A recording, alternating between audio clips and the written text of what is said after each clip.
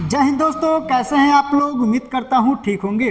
दोस्तों आप सभी का स्वागत है आपके अपने YouTube channel VK concept point पर। दोस्तों आज हम लोग पढ़ने वाले हैं क्या, तो क्लास टेंथ की बायोलॉजी पढ़ने वाले हैं, और वो भी ऑब्जेक्टिव क्वेश्चन जो कि सीधे बोर्ड के एग्जाम में छपने वाला है। और हर क्वेश्चन को अच्छे से एक्सप्लेन किया जाएगा और ऑप्शन को भी अच्छे से एक्सप्लेन किया जाएगा। तो इसलिए आप लोग पूरे क्लास के एंड तक बने रहिए। चैनल पर नया सब्सक्राइब कीजिएगा, वीडियो को लाइक कीजिएगा। देखिए सब्जेक्ट हम लोगों का क्या रहेगा, तो हम लोग का सब्जेक्ट रहेगा बायोलॉजी, यानी कि इसको कहते हैं जीव विज्ञान हिंदी में, ठीक है। और हम लोग वस्तुनिष्ठ प्रश्न यानी कि ऑब्जेक्टिव क्वेश्चन पढ़ने वाले हैं, अभी मैंने आपको बताया, ठीक है। और हर क्वेश्चन के ऑप्शन को भी एक्सप्लेन करने की कोशिश किया जाएगा। तो क्योंकि ये जितना भी हम क्वेश्चन कराने वाले हैं ना, एकदम बेहतर तरीके से आपको समझ में आएगा। तो चलिए समय ना वेस्ट करते हुए हम लोग स्टार्ट करते हैं। तो सबसे देखिए कि सबसे पहला क्वेश्चन यहाँ पे क्या है। सबसे पहला क्वेश्चन जानने से पहले चैप्टर का नाम जानिए कि चैप्टर का नाम है जैव प्रक्रम। क्या है? जैव प्रक्रम, जिसका इंग्लिश होता है लाइफ प्रोसेस, ठीक है। सबसे पहला क्वेश्चन देखिए कि परजीवी पौधा का एक उदाहरण है। परजीवी पौधे का एक उदाहरण बार बार ये पूछा गया है और 2024 में भी ये क्वेश्चन पूछा गया है। तो इसलिए कि 2024 में ये क्वेश्चन पूछा गया है, तो इसका ऑप्शन नंबर सी होगा। Option number C is the correct answer. अमरबेल, देखिए अमरबेल का कहीं कहीं इंग्लिश भी दे देता है कुस्कुट्टा। तो ये याद रखिएगा कि परजीवी पौधा का एग्जाम्पल क्या होगा, तो अमरबेल। कुस्कुट्टा भी कहीं लिखता है, ये आपका नहीं होगा, ये गलत ऑप्शन है, ये भी गलत ऑप्शन है और ये भी गलत ऑप्शन है, यानी कि option number A is the correct answer. और यहाँ पे देखिए क्वेश्चन नंबर 2 क्या है कि मनुष्य में नासिक छिद्र, इसको समझना बहुत जरूरी है। लैरिंक्स और ट्रेकिया तथा फेफड़ा मिलकर बनता है, यानी कि नासिक छिद्र, जो नाक वाला छिद्र है ना, इसको नासिक छिद्र कहते हैं। और लैरिंग्स जो यहाँ पे होता है गले के पास, ट्रैकिया भी यहीं पे होता है, और फेफड़ा, यानी कि ये चारों के चारों मिलके सांस लेने में और सांस छोड़ने में मदद करते हैं। यानी कि हम लोग कह सकते हैं कि ये चारों के चारों मिलकर श्वसन तंत्र का निर्माण करते हैं। किसका निर्माण? तो कहेंगे कि श्वसन तंत्र का निर्माण करते हैं। और इसके बाद देखिए, इसके बाद हम लोग 3 नंबर क्वेश्चन को देखते हैं। 3 नंबर क्वेश्चन क्या है कि पौधों के वायुवीय भागों से जल का स्टोमाटा द्वारा वाष्प के रूप में निष्कासन क्या कहलाता है, ठीक है। वाष्प के रूप में निष्कासन क्या कहलाता है। यहाँ पे अब आप लोग क्या करेंगे, समझेंगे इसको। सबसे पहले आपको समझना होगा कि स्टोमाटा क्या है। देखिए स्टोमाटा का हिंदी नाम होता है रंध्र। क्या होता है? रंध्र, ठीक है ना। स्टोमाटा का हिंदी नाम क्या होता है? रंध्र। और द्वारा वाष्प के रूप में निष्कासन, मतलब निष्कासन का मतलब होता है निकलना, यानी कि जब ये क्या कहता है कि जल का स्टोमाटा द्वारा वाष्प के रूप में निष्कासन क्या कहलाता है, तो सबसे पहला इसका आंसर होगा वाष्पोत्सर्जन। इसके बारे में एक बार समझ लीजिए। स्टोमाटा के बारे में बहुत बेहतर क्वेश्चन पूछता है क्या कि देखिए सबसे पहले हम एक पत्ती बनाएंगे। पत्ती समझते हैं ना, पत्ता इंग्लिश में कहते हैं लीफ, LEAF। लीफ मतलब क्या होता है? पत्ती। अब वो पत्ती मत समझ लीजिएगा दाढ़ी बनाने वाला, ठीक है। यहाँ पे देखिए इस पत्ती के बीच में छोटा छोटा छिद्र होता है। क्या होता है? छोटा छोटा छिद्र। और इसी छिद्र को हम लोग कहते हैं क्या, तो कहेंगे रंध्र, या इसका इंग्लिश नाम होता है स्टोमाटा। Stomata STOMATA। तो बहुत बेहतर क्वेश्चन पूछता है। और इसी स्टोमाटा के द्वारा जो पौधा है वो ऑक्सीजन को छोड़ता है, यानी कि ऑक्सीजन को छोड़ता है और जल का भी निष्कासन करता है, H2O का भी निष्कासन करता है। जैसे प्रकाश संश्लेषण की क्रिया होती है तो अंतिम उत्पाद ग्लूकोज होता है। ग्लूकोज का फॉर्मूला क्या होता है? C6H12O6 और H2O बनता है, यानी कि जल का निष्कासन वाष्प के रूप में होता है स्टोमाटा के द्वारा। तो बहुत बढ़िया क्वेश्चन है। क्वेश्चन ये भी पूछता है कि पत्तियों में जो छोटे छोटे छिद्र होते हैं उसे क्या कहते हैं, तो ये हो जाएगा आपका रंध्र कहते हैं। देखिए एक सवाल और बन गया, या रंध्र पौधे के किस भाग में होता है, तो पत्तियों में होता है। तो एग्जामिनर आपको कैसे भी घुमा सकता है, लेकिन उतना लेवल तक नहीं घुमाएगा, बस आप 10th क्लास में है तो उसी लायक पूछेगा। आपका भी मेंटेलिटी जानता है, आपका दिमाग कहाँ तक है। ठीक है, चलिए हम लोग मिलते हैं नेक्स्ट अगले क्वेश्चन पे। ठीक है, अब यहाँ पे देखिए अगला क्वेश्चन क्या है, एटीपी में फास्फेट की कितनी संख्या होती है। एटीपी में फास्फेट की कितनी संख्या होती है, तो यहाँ पे 3। अच्छा, एक क्वेश्चन एटीपी से कि एटीपी का फुल फॉर्म क्या होता है, what is the full form of ATP. तो एटीपी का फुल फॉर्म होता है एडिनो सिन ट्राई फास्फेट। तो ये इंपोर्टेंट है, एडिनोसिन ट्राई फास्फेट एटीपी का फुल फॉर्म होता है। और एटीपी में फास्फेट की संख्या कितनी होती है, तो 3। इसको याद करके रखना है, क्योंकि बार बार ये दोनों क्वेश्चन एकदम VVI है, एकदम छपेगा ही छपेगा। देखिए वीडियो आज रिकॉर्ड हो रहा है, कल या परसों जब भी देखेंगे मिला लीजिएगा एक बार, जब एग्जाम दे के आएंगे कि ये क्वेश्चन आया है कि नहीं, एक बार जरूर मिलाइएगा। ठीक है, बढ़ते हैं हम लोग नेक्स्ट क्वेश्चन पे। देखिए इसके बाद क्वेश्चन क्या है, कोशिकीय ईंधन निम्न में से कौन है। बहुत बेहतर सवाल है, कोशिकीय ईंधन। ठीक है, यहाँ पे देखिए आपका प्रोटीन तो होगा नहीं, प्रोटीन एक ऊर्जा का काम करता है, प्रोटीन से हम लोग को ऊर्जा मिलता है। ठीक है, ये कोशिकीय ईंधन का काम नहीं करेगा, वसा भी नहीं करेगा, ग्लूकोज भी एक ऊर्जा का काम है, लेकिन ये कोशिकीय ईंधन का काम करता है ग्लूकोज। तो ऑप्शन नंबर बी, ग्लूकोज का सूत्र होता है C6H12O6।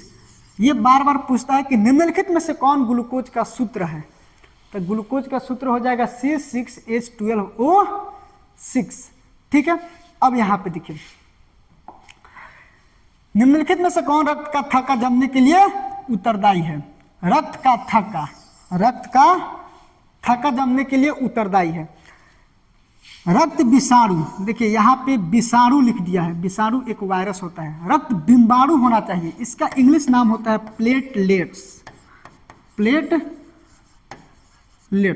ये क्या करता है, रक्त का थक्का जमने के लिए उत्तरदायी होता है, या रक्त का थक्का जमने के लिए सहायक होता है। या क्वेश्चन कभी कभी ऐसा भी पूछ सकता है कि रक्त का थक्का, इसको इंग्लिश में कहते हैं क्लोटिंग ऑफ ब्लड, यानी कि ब्लड का जमना। ब्लड के जमने के लिए क्या उत्तरदायी होता है, तो ये श्वेत रक्त कोशिका तो होगा नहीं, इसको कहते हैं WBC, व्हाइट ब्लड सेल्स। श्वेत रक्त कोशिका को क्या कहते हैं, WBC, व्हाइट ब्लड सेल्स। ये क्या होता है, ये छोटे छोटे जो बैक्टीरिया, जीवाणु, वायरस होते हैं उनको मारने का काम करता है। ठीक है, ये भक्षी कोशिका इसको कहते हैं, WBC को भक्षी कोशिका, छोटे छोटे जीवाणुओं को, वायरस, बैक्टीरिया को मार देता है। और लाल रक्त कोशिका जिसको कहते हैं RBC, शॉर्टकट नाम है RBC, इसका पूरा नाम हो जाएगा रेड ब्लड सेल्स या कार्पल्स भी बोलते हैं। रक्त बिंबाणु यहाँ पे होना चाहिए, विषाणु हो गया, इसको कहते हैं प्लेटलेट्स। यही क्या करता है कि रक्त का थक्का जमने के लिए सहायक होता है। रक्त का थक्का का मतलब अगर यहाँ से ब्लड कट गया, मतलब नस वस कट गया या आपका कुछ भी पार्ट कट गया, तो वहाँ से ब्लड निकलना स्टार्ट हो जाता है। लेकिन कुछ देर तक देखेंगे, कुछ देर के बाद कि ब्लड यहाँ पे जम गया है। अगर वो ब्लड नहीं जमता, अगर यहाँ से नस कट गया, ब्लड नहीं जमता, तो फिर मेरा ब्लड लगातार निकलते रहता, और लगातार निकलने की वजह से बहुत सारा ब्लड गिर जाता है, जिसकी वजह से आदमी की मृत्यु भी हो सकती है, थोड़ा सा कटने की वजह से। लेकिन ब्लड के अंदर ये जो प्लेटलेट्स होता है, जैसे प्लेटलेट्स आता है बाहर, ऑक्सीजन से अभिक्रिया करता है, और अभिक्रिया करने के बाद से वो जमना स्टार्ट कर देता है। यानी कि ये रक्त विषाणु यानी कि प्लेटलेट्स क्या करता है, रक्त का थक्का जमने के लिए सहायक होता है। तो ये बहुत इंपॉर्टेंट क्वेश्चन है। ठीक है, इसके बाद से देखिए, इसके बाद से क्या है, इसके बाद से है कि एक स्वस्थ व्यक्ति का सिस्टोलिक रक्तचाप। देखिए 2 प्रकार का होता है एक स्वस्थ व्यक्ति का, एक सिस्टोलिक होता है, एक डायस्टोलिक होता है। तो सिस्टोलिक होता है आपका 120 mm Hg, Hg 120 mmHg। Hg का मतलब हुआ हीमोग्लोबिन, यानी कि आपका सिस्टोलिक बाई डायस्टोलिक। सिस्टोलिक होता है क्या 120, ठीक, mmHg, और डायस्टोलिक होता है 80 mmHg, ठीक है, mmHg। तो क्वेश्चन जब भी पूछेगा कि स्वस्थ व्यक्ति का सिस्टोलिक रक्तचाप होता है तो 120 mmHg, अगर सिस्टोलिक के जगह पे डायस्टोलिक कह देगा तो 80 हो जाएगा। तो साथे साथे ये भी याद करके रखना है कि सिस्टोलिक पूछेगा तो 120 और डायस्टोलिक पूछेगा तो 80। अगर कह देगा कि स्वस्थ व्यक्ति का सिस्टोलिक और डायस्टोलिक, ठीक, रक्तचाप का अनुपात होता है, तो सिस्टोलिक का भी बताए हैं क्या 120 और डायस्टोलिक का बताए हैं 80, और इसका अनुपात तो 0 से 0 कट गया, 4 दूना 8, 4 3 12, 3 अनुपात 2 हो गया। ऐसा भी क्वेश्चन एग्जाम में आया हुआ है, समझ रहे हैं ना, ठीक है। चलिए अब इसके बाद से यहाँ पे देखिए, इसके बाद ऑक्सीजन के परिवहन के लिए जिम्मेदार रक्त का घटक क्या है, बहुत बेहतर सवाल है।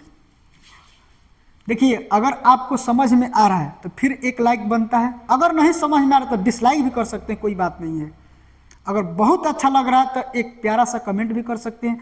और ये एक प्रकार का ये मैराथन है, यानी कि आपके एग्जाम तक ही चलता रहेगा, ठीक है। तो डेली आपको वीडियो शाम को यानी कि रात को 8 बजे अपलोड हो जाएगा, ठीक है। तो डेली क्लास का आनंद उठाएं और बेहतर तरीके से अपने तैयारी को और ज़बरदस्त करें, ठीक है ना। चलिए ऑक्सीजन के परिवहन के लिए जिम्मेदार रक्त का घटक है, मतलब ऑक्सीजन का परिवहन का मतलब क्या समझते हैं, तो कहेंगे परिवहन का इंग्लिश होता है ट्रांसपोर्ट, यानी कि आदान प्रदान, जाना और आना। ऑक्सीजन का परिवहन, हमारे शरीर में ऑक्सीजन जाता है, समझ रहे ना, वहाँ से जो भी फिर से आता है, सांस द्वारा हम लोग कार्बन डाइऑक्साइड छोड़ देते हैं। तो कह रहा है कि ऑक्सीजन के परिवहन के लिए जिम्मेदार रक्त का घटक क्या है, तो आरबीसी ये भी है, रक्त पट्टिकाणु ये भी है, डब्ल्यूबीसी नहीं, इसमें आरबीसी ही होगा आपका, इसमें आरबीसी, इनमें से सभी दिया है आपको उलझने के लिए, लेकिन आरबीसी ही होगा इसका सही आंसर, ठीक है ना।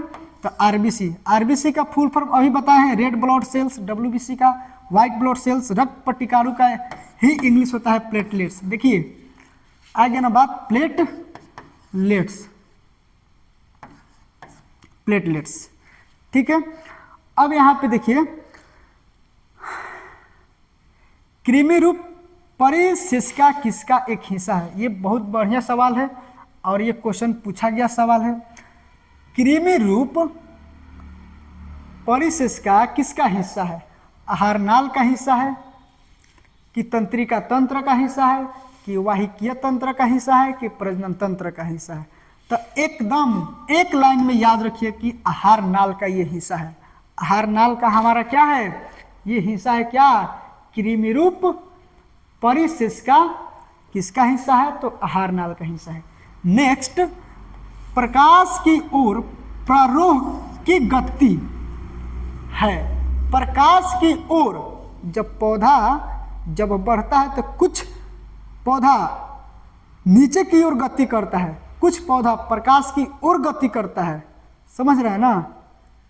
तो कह रहे हैं कि प्रकाश की ओर जब गति करेगा तो प्रकाश अनुवर्तन कहेंगे, जल की ओर गति करेगा नीचे की ओर तो जलानुवर्तन कहेंगे, ठीक है। रासायनिक रूप से गति करेगा तो रसायनुवर्तन कहेंगे, लेकिन खासकर ये दोनों ज्यादा पूछता है, याद रखिएगा कि प्रकाश की ओर गति करा, यानी कि पौधा जब बढ़ता है तो प्रकाश की ओर, प्रकाश की दिशा में जब गति करेगा, ठीक, तब प्रकाश अनुवर्तन कहेंगे, याद रखिएगा। जल की ओर गति करेगा तो उसे जलानुवर्तन कहेंगे, ठीक। अब हम लोग नेक्स्ट क्वेश्चन नंबर 11, देखिए क्वेश्चन बहुत कराने वाले हैं, बस आप लोग अच्छे से देखिए, हर क्वेश्चन को अच्छे से एक्सप्लेन किया जाएगा। देखिए सवाल दिया है कि जैव आवर्धन क्या जैव आवर्धन प्रदर्शित करने वाला रसायन है। जैव आवर्धन, तो यहाँ पे आपका हो जाएगा DDT। इसको डायरेक्ट एक लाइन में याद कीजिए, DDT। जब भी पूछेगा तो बाकी कोई ऑप्शन DDT। ठीक। रंध्र का मुख्य कार्य क्या है? वाह, रंध्र के बारे में अभी बताएं, फिर से आ गया। मुख्य कार्य जो पौधों की पत्तियों में, एक बार और बना देते हैं।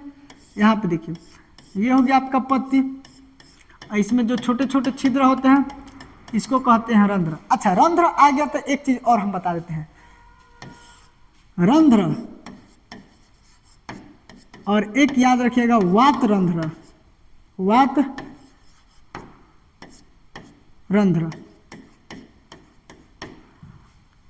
रंध्र क्या होता है कि जो पौधा की पत्ती होती है ना, और उन पत्तियों में छोटे छोटे, बहुत छोटे छोटे छिद्र होते हैं जो हम लोग से दिखाई नहीं देते हैं लेकिन छिद्र होते हैं, तो उन छिद्रों को कहते हैं रंध्र। ठीक है। और वात रंध्र क्या होता है कि पौधों की तना में जो उसका टहनी होती है, जो उसका तन्ना होता है, जो उस तन्ना के जो छिलका होता है ना, छिलका, उस छिलके में भी छोटे छोटे छिद्र होते हैं, तो उसको कहते हैं वात रंध्र। यानी कि जो टहनियों में छिद्र होते हैं, तनाव में जो छिद्र होते हैं उसको वात रंध्र, और जो पत्तियों में छिद्र होते हैं उसको कहते हैं रंध्र। ठीक है। तो रंध्र का मुख्य काम क्या होता है? यही मुख्य काम होता है कि H2O को बाहर निकालना होता है, रंध्र के द्वारा CO2 लेता है। ठीक। रंध्र के द्वारा क्या होता है? वो ऑक्सीजन को छोड़ता है। तो यहाँ पे देखिए कि रंध्र का मुख्य कार्य क्या है? प्रकाश संश्लेषण, ये तो मुख्य कार्य नहीं है। गैसों का विनिमय एवं वाष्पोत्सर्जन, पोषण तो होगा ही नहीं, भोजन का परिवहन तो होगा नहीं, यानी कि option number B is the correct answer. ठीक है। ऑप्शन नंबर बी, गैसों का विनिमय, यानी कि गैसों का विनिमय, लेना और छोड़ना। वाष्पोत्सर्जन की भी क्रिया होती है, किससे? रंध्र से। तो ये चीज याद करके रखना है। ठीक है। इसके बाद वाला क्वेश्चन पे आते हैं हम लोग। देखिए, इसके बाद वाला क्वेश्चन क्या दिया है? इधर है, यहाँ पे देखिएगा। पौधों के उत्सर्जी पदार्थ हैं। उत्सर्जी पदार्थ जो कोई काम का नहीं, डायरेक्ट याद रखिएगा, उत्सर्जी पदार्थ जो कोई काम का नहीं। तो पौधों के उत्सर्जी पदार्थ क्या है? तो आपका पौधों के उत्सर्जी पदार्थ हो जाएंगे क्या? देखिए, टैनिन भी होगा, रेजिन भी होगा, गोंद भी होगा, और इनमें से सभी भी होगा। All of these, tannin, resin, गोंद, ये तीनों ऑप्शन सही है, इसलिए हम यहाँ पे हम लोग इनमें से सभी, यानी कि ऑल ऑफ दीज। ठीक है। तो याद रखिएगा, पौधों के उत्सर्जी पदार्थ क्या है? टैनिन भी है, रेजिन भी है, गोंद भी है, और इसलिए ये तीनों ऑप्शन सही है, इसलिए इसमें हम लोग इनमें से सभी को टिक कर देंगे। कूटपाद किसमें पाया जाता है? बहुत बेहतर सवाल कूटपाद से पूछता है। पैरामीशियम में तो नहीं पाया जाता है, याद रखिएगा। यूग्लिना में नहीं पाया जाता है, अमीबा में पाया जाता है। थोड़ा सा अमीबा के बारे में आधा मिनट समझ लीजिए, ज़्यादा नहीं, मात्र आधा मिनट। कितना मिनट? आधा मिनट। ठीक है, आधा मिनट समझ लीजिए। आपका अमीबा इस तरह से कुछ होता है। ठीक है, इस तरह से होता है। बीच में क्या होता है? उसका केंद्रक होता है। बीच में क्या होता है? केंद्रक। अब ये क्या करता है कि अमीबा जो होता है द्विखंडन करता है। द्विखंडन का मतलब कि अपने शरीर को दो भागों में बांट देता है। ठीक, अमीबा द्विखंडन। और जब भोजन कैसे ग्रहण करता है तो अमीबा का, देखिए जैसे कि यहाँ पे इसको थोड़ा सा इरेज करते हैं। ठीक, थोड़ा सा ऐसे हम बनाते हैं।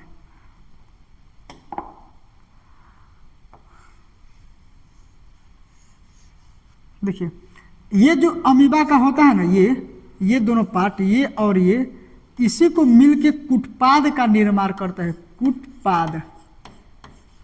और इसी कूटपाद, मतलब अगर भोजन यहाँ पे है तो अपने कूटपाद को खूब बड़ा करेगा ऐसे, अब बड़ा करके इसके अंदर दबोच लेगा, यानी कि भोजन चला जाएगा अंदर। भोजन चला जाएगा अंदर। क्वेश्चन ये भी पूछता है कि अमीबा किसके सहायता से भोजन करता है, तो याद रखिएगा कि कुटपादों की सहायता से करता है। वो कहीं से भोजन कर लेगा, ये नहीं कि यहाँ पे इसका मुख है, यहाँ से भोजन है तो इस कुटपाद को इधर बड़ा करेगा, इसके अंदर कर लेगा। ठीक, अगर यहाँ भोजन है तो इसको इधर फैला देगा, इधर से भी फैला देगा, इसको अंदर दबोच लेगा, चला जाएगा। कहीं से भोजन को ले लेगा और कहीं से भोजन को छोड़ देगा।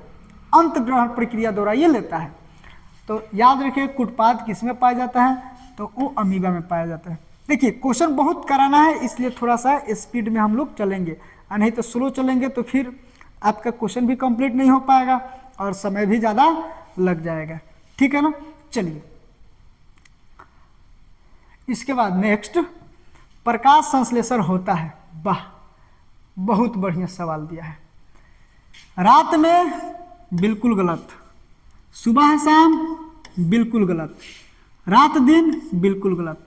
अरे भाई प्रकाश संश्लेषण कब होगा, तो दिन में होगा, सुबह से लेकर और शाम तक, मॉर्निंग से लेकर इवनिंग तक, यानी कि दोपहर में भी होगा, दोपहर में। और यहाँ पे ये सुबह शाम दिया है ना, तो ये गलत इसलिए है कि ये इसका मतलब हो कि केवल सुबह में होता है और केवल शाम में होता है। तो केवल सुबह में और केवल शाम में प्रकाश संश्लेषण नहीं होता है, बल्कि सुबह से लेकर उसमें आपका दोपहर भी आ जाएगा और शाम तक। यानी कि कुल मिला के कहने का आंसर क्या है कि दिन में ये होता है, दिन में सुबह भी आ जाएगा, दिन में शाम भी आ जाएगा, दिन में दोपहर भी आ जाएगा। तो प्रकाश संश्लेषण होता है दिन में। क्वेश्चन एक और, पौधे अपना भोजन कब बनाते हैं? ऑप्शन यही रहेगा, रात में बनाते हैं कि रात दिन बनाते हैं, रात दिन कि सुबह शाम कि दिन में।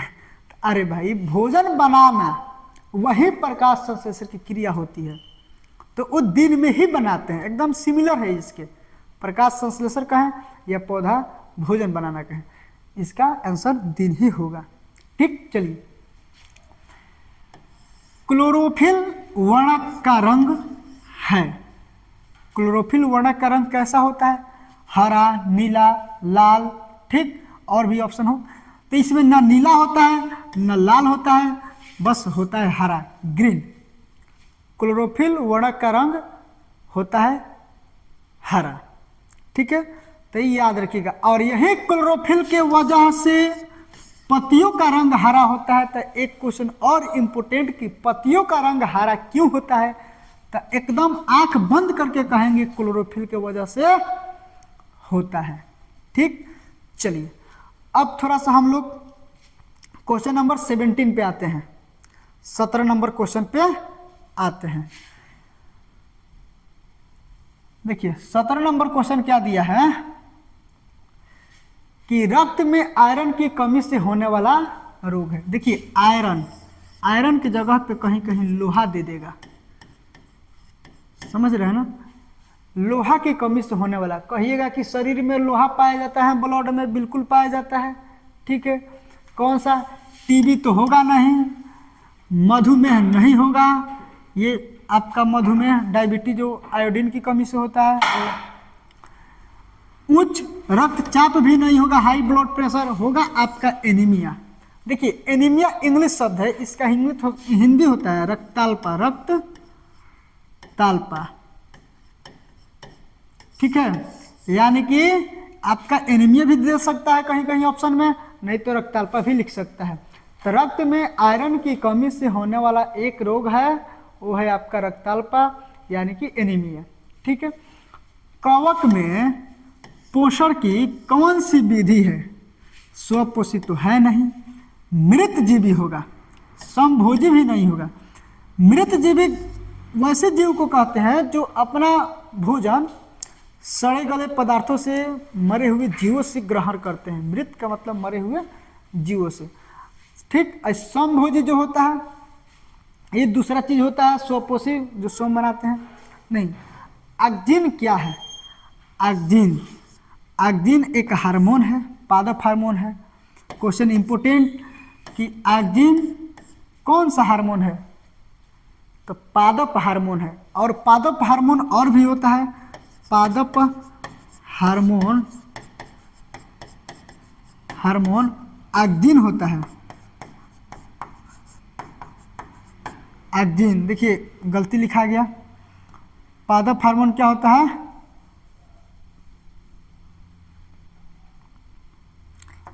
एक्टिन, ठीक है, यहाँ पे लिखा गया है एक्टिन होता है। एक्टिन होता है, साइटोकाइनिन होता है, साइटोकाइनिन होता है, ठीक है, और भी होता है, ठीक है, और भी होता है, बहुत सारा होता है, याद करके रख लीजिएगा। अब यहां पे देखिए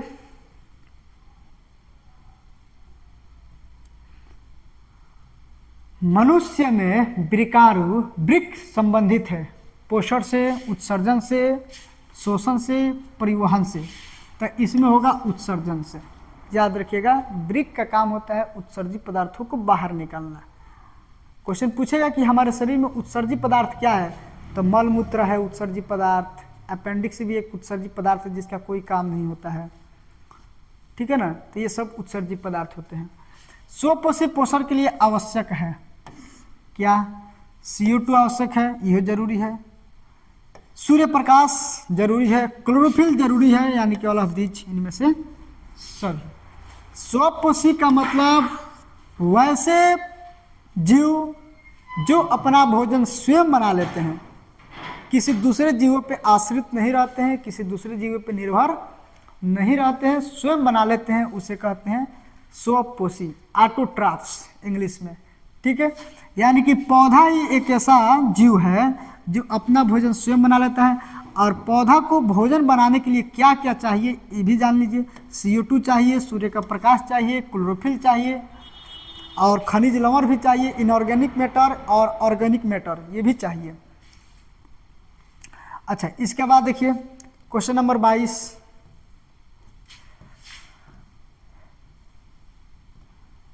प्रकाश संश्लेषण की क्रिया में ऑक्सीजन बाहर निकलता है, कह रहा है जल से, ग्लूकोज से, CO2 से, डिक्टियोजोम से।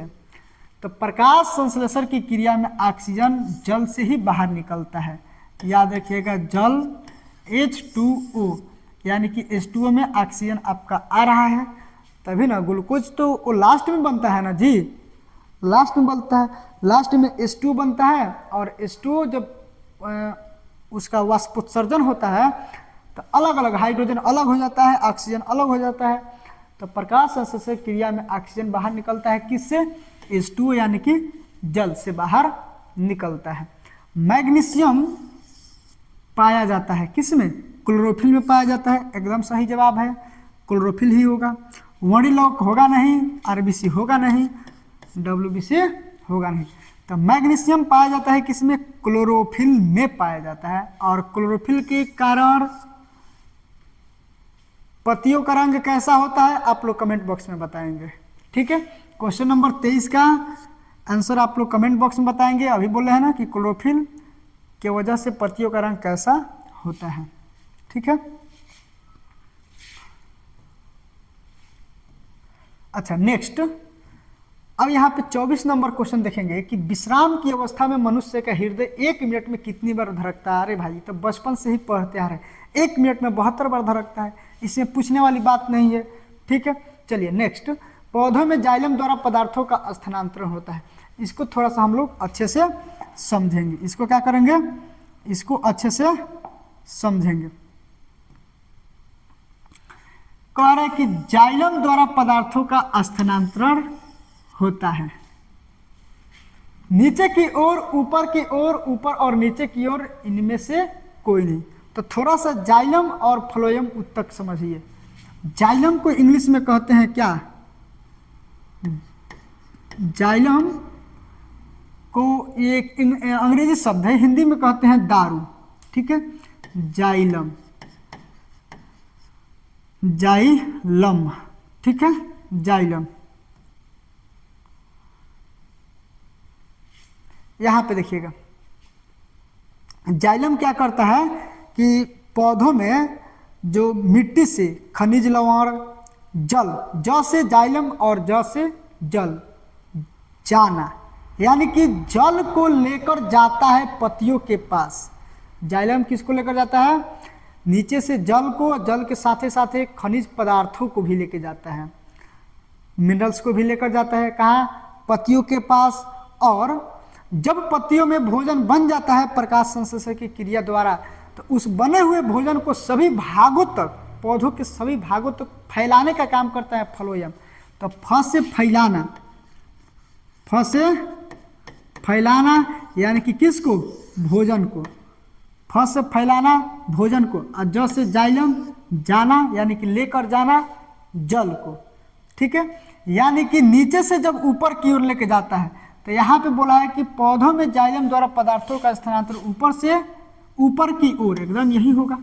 नीचे से लेके जाता है ऊपर की ओर ना, तो यहाँ पे हम कहेंगे ऊपर की ओर। अगर यहाँ पे कहता है कि पौधों में फ्लोएम द्वारा पदार्थों का स्थानांतरण होता है, तो नीचे की ओर हो जाता।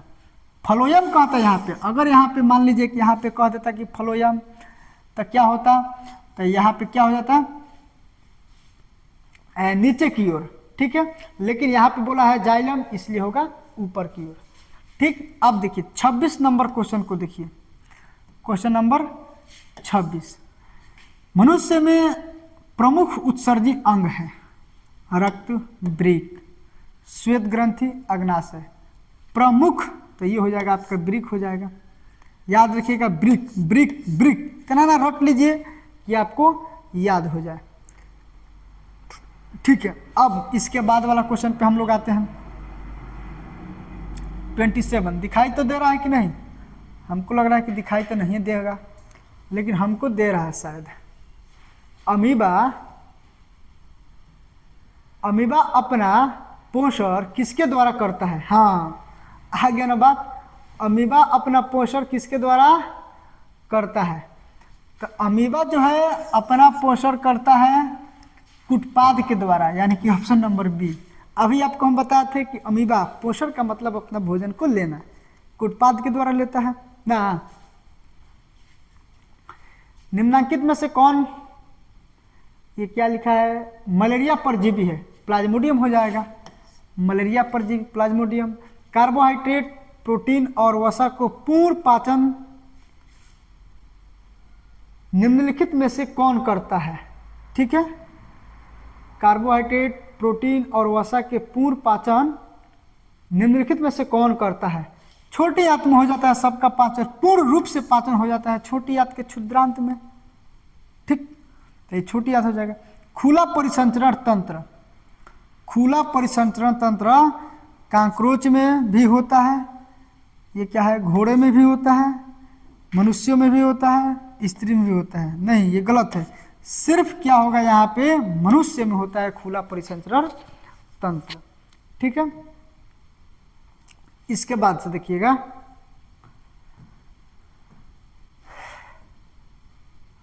कि हमारे शरीर में कौन सा हार्मोन कार्बोहाइड्रेट, प्रोटीन और वसा के उपापचय का नियंत्रण करता है। ठीक है ना, हमारे शरीर में कौन सा हार्मोन कार्बोहाइड्रेट, प्रोटीन और वसा के उपापचय का नियंत्रण करता है?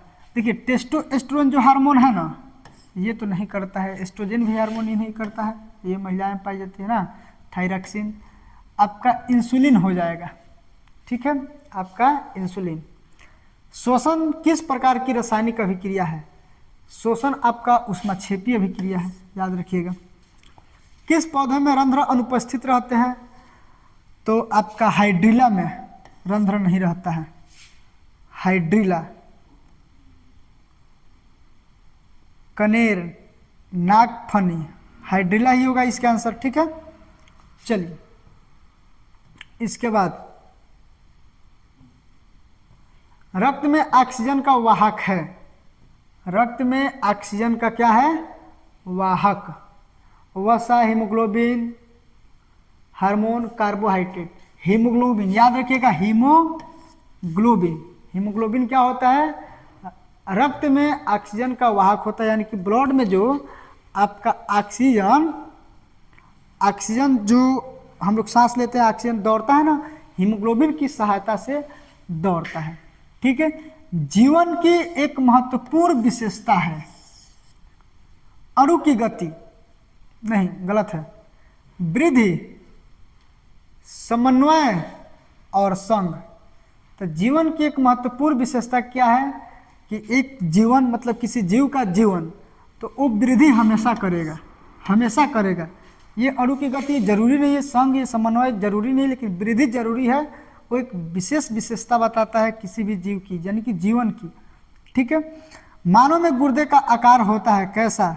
सेम के बीज का आकार का। एकदम इसको VVI कर लीजिए, एकदम छपेगा बोर्ड में आपका VVI। ठीक है। इसके बाद देखिए ग्लाइकोलिसिस होता है। ग्लाइकोलिसिस होता है आपका माइटोकॉन्ड्रिया में नहीं होगा, गोल्गी कॉम्प्लेक्स में नहीं है, क्लोरोप्लास्ट में। कोशिका द्रव्य, option number C B is the correct answer. Lactase सामान्यतः कहाँ पाया जाता है? लैक्टेस पीपल में ही पाया जाता है। अरे भाई, पीला कनेर में, बरगद में। दूध समझते हैं ना, पीपल के पत्ता में दूध समझता है, पाया जाता है। पीपल के पत्ता में, बरगद के पत्ता में, कनेर में भी दूध पाया जाता है ना। तो जिसमें दूध व्हाइट दिखाई दे वो समझ लीजिए कि वो लैक्टेस है, और जिसमें जिसमें ये पाया जाता है उसमें लैक्टेक्स पाया जाता है, यानी कि इनमें से सभी, ऑल ऑफ दीज। ओके, चलिए अब यहाँ पे देखिए मानव हृदय में कितने वेश्म पाए जाते हैं? 4। याद रखिएगा 4 वेश्म पाए जाते हैं। वेश्म कहीं बोलेगा तो कहीं अलिंद बोले, सॉरी कोष्ठ बोलेगा। क्या बोलेगा? कोष्ठ। 4 वेश्म। 4 वेश्म कौन कौन होता है? कहीं कहीं कोष्ठ भी बोल देगा। क्या बोल देगा? कोष्ठ। तो कहीं कहीं चेम्बर भी बोलता है, चेम्बर। कि मनुष्य मानव हृदय में या मनुष्य हृदय में कितने चेम्बर पाए जाते हैं, कितने वेश्म पाए जाते हैं, कितने कोष्ठ पाए जाते हैं? तो हमेशा याद रखिएगा 4। और कहिएगा 4 कौन कौन? तो एक हो जाएगा आपका दायां अलिंद, राइट अलिंद हो जाएगा, राइट नीले। ठीक, लेफ्ट अलिंद और लेफ्ट नीले। दायां अलिंद दायां नीले, बायां अलिंद बायां नीले। याद रखिएगा। मानव वृक्क में यूरिया की प्रतिशत कितनी होती है? 2%। कहीं भी होगा मार दीजिएगा। मूत्र समझते हैं ना, पेशाब, जिसमें यूरिया 2% पाया जाता है। ठीक है ना।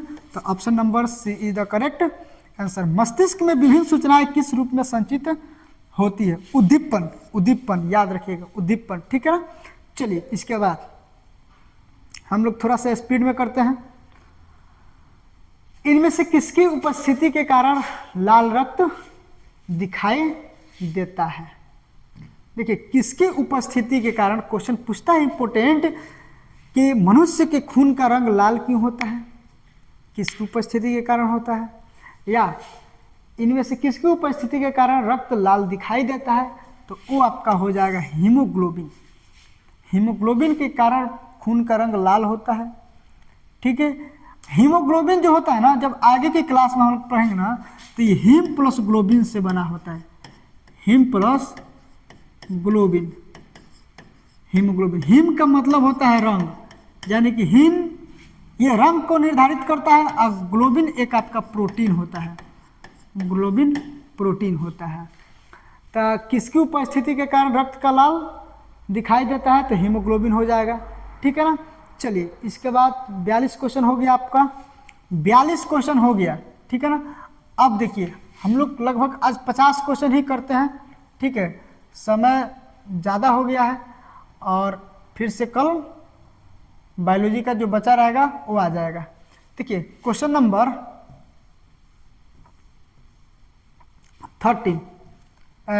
43 देखिए 43। वसा का पाचन करता है।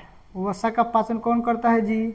लाइपेज होगा शायद, शायद नहीं, कंफर्म ही लाइपेज ही होगा।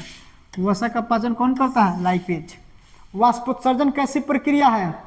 वाष्पोत्सर्जन एक भौतिक प्रक्रिया है। रासायनिक और भौतिक प्रक्रिया, 2 प्रक्रिया, लेकिन इसमें भौतिक प्रक्रिया होगा। वाष्पोत्सर्जन का मतलब क्या होता है? गैसों का निकलना।